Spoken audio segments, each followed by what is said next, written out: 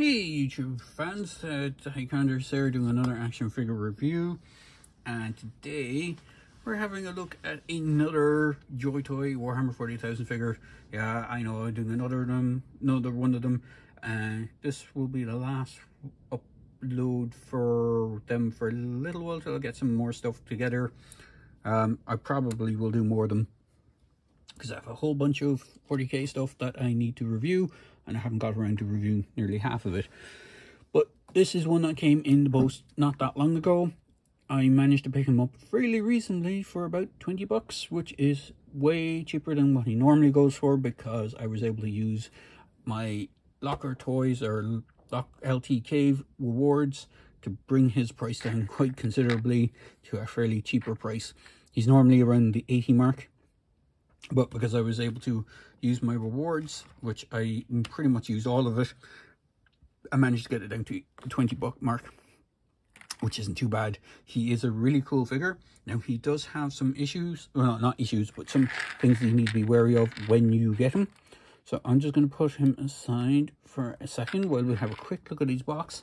So he does come in the newer style box. You have the Cheif Librarian Tigurius name, Tigurius, whichever way you want to pronounce it, down at the bottom.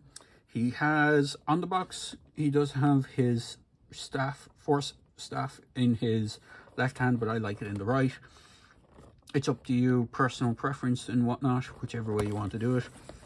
And then on the back, he is fairly light in the sense of accessories, but he does have some cool accessories. Well, he has that one really cool accessory, and he has a few other bits sculpted on him, and he has a good few alternate hands.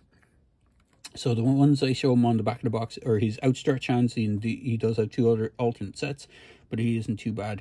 Now, when I first saw pictures of this guy, I initially thought his skin tone looked really pale and out of place. And it isn't as bad as I thought it was in person. It's much better than Hellbrick's. And I think it's because he doesn't have the weird teeth gritting kind of thing. He does have teeth exposed, but they're not as gritting as Hellbrick's Sculpt. So I think it's a little bit better. I was thinking of doing a wash over this guy to make him look a bit more human. But I think it works. The skin tone works for him because he's supposed to be a psyker and the Cheif Librarian. I think it works really nice. Now, one thing of note, his backpack is a separate piece. This cloak comes separately in the box. When you're putting him together, here's a thing to note.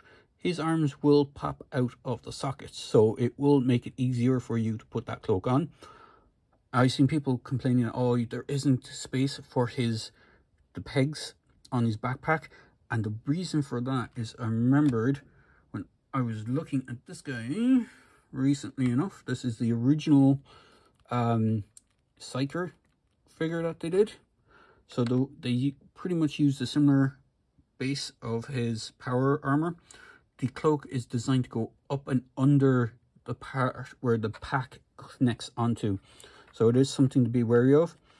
And when his arms are off, it also makes it easier for you to put the cloak in underneath his piping.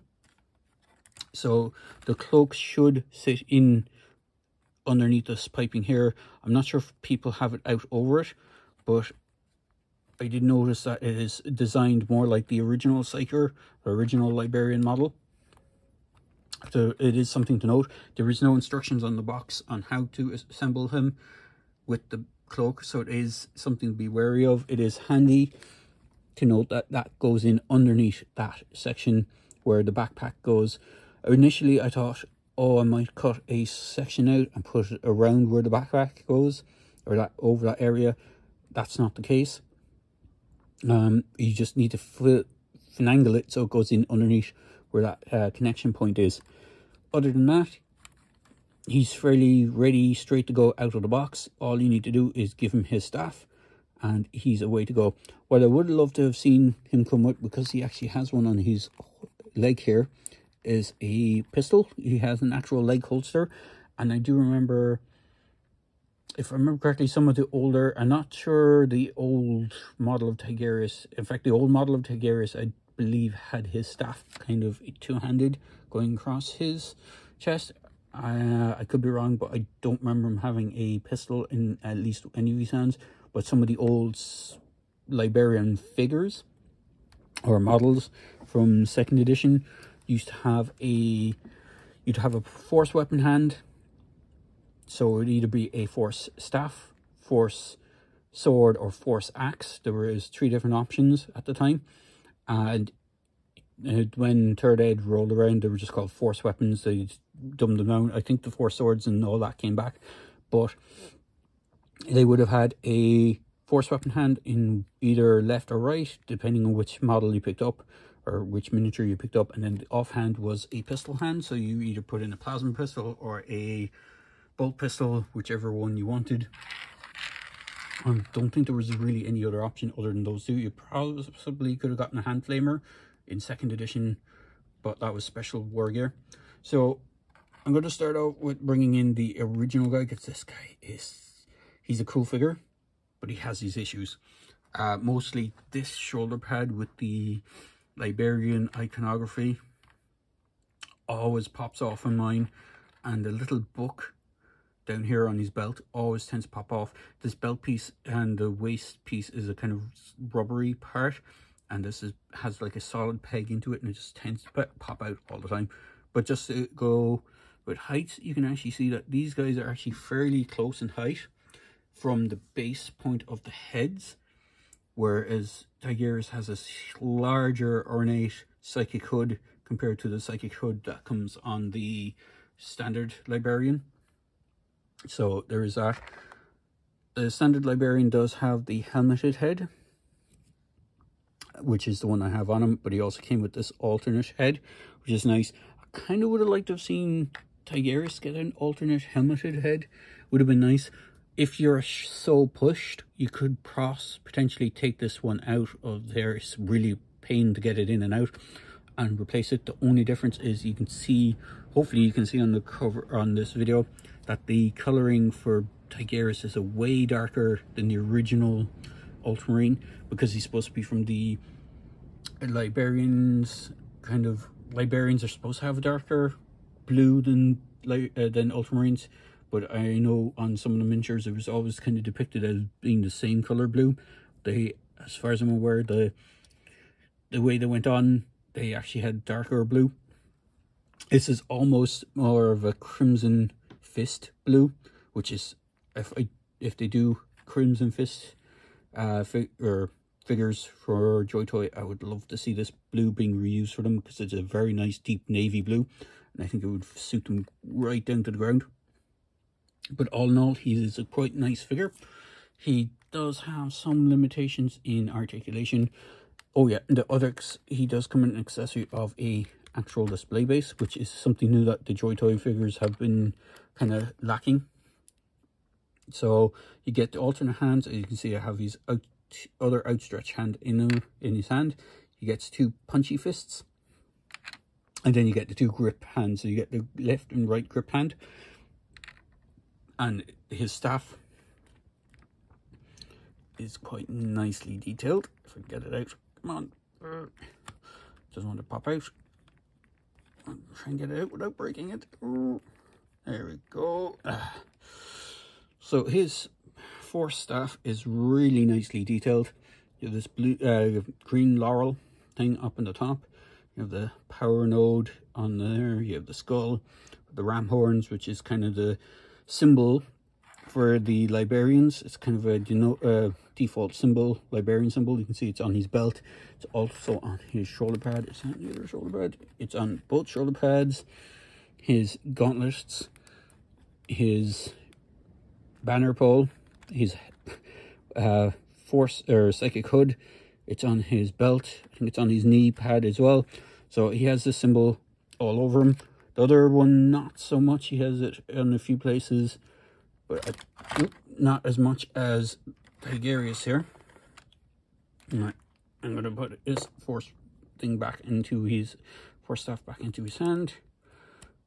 Hands are on peg system, so they just peg out and peg in. Now, I'm not sure if these hands were reused for Mephiston. They have a very similar look in the sense that Mephiston has a gloved hand as opposed to the armored hands like the standard librarians. So it is possible that they may have reused those hands or this arm setup for him.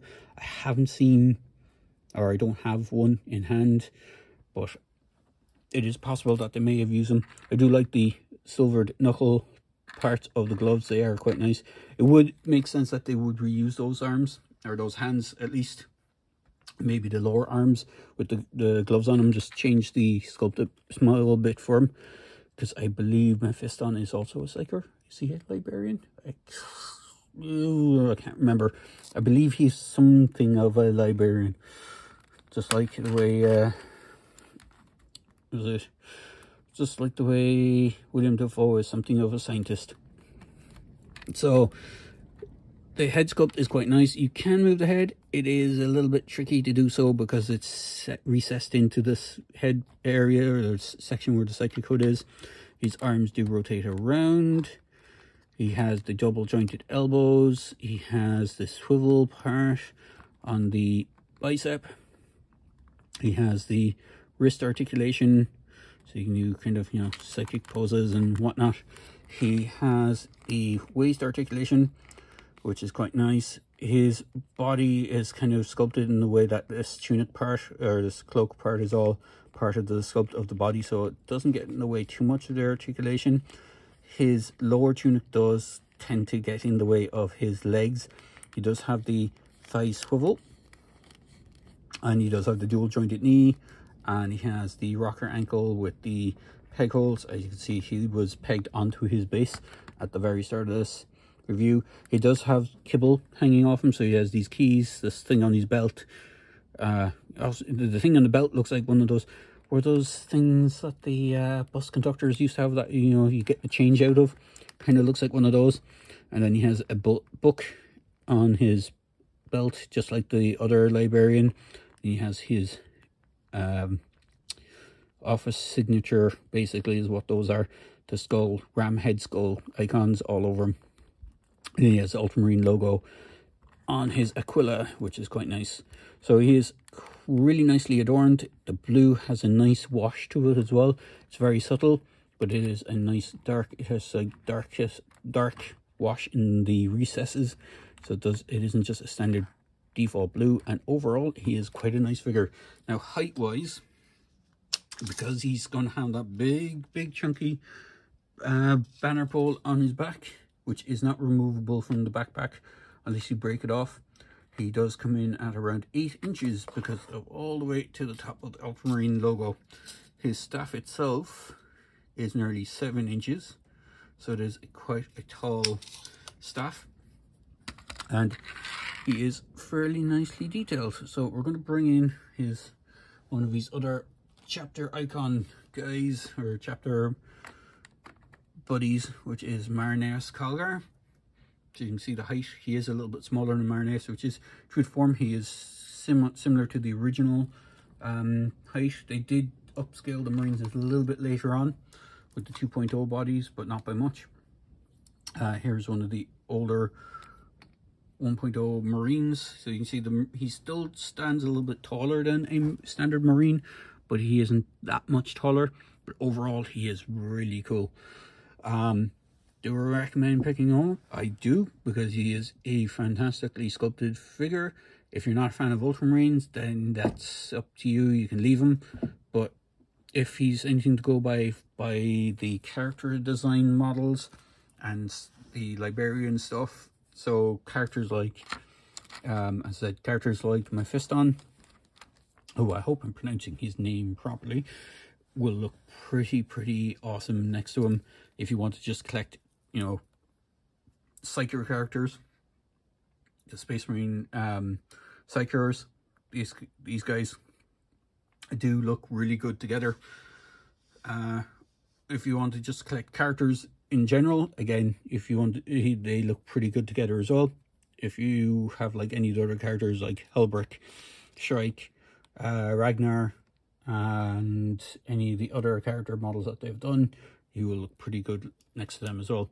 So all in all, he's a really good figure. I'll try and throw in a link in the description below to where I picked this one up. Unfortunately, you probably won't get him as cheap as I did unless you have a whole bunch of the points stored up, reward points stored up like I did.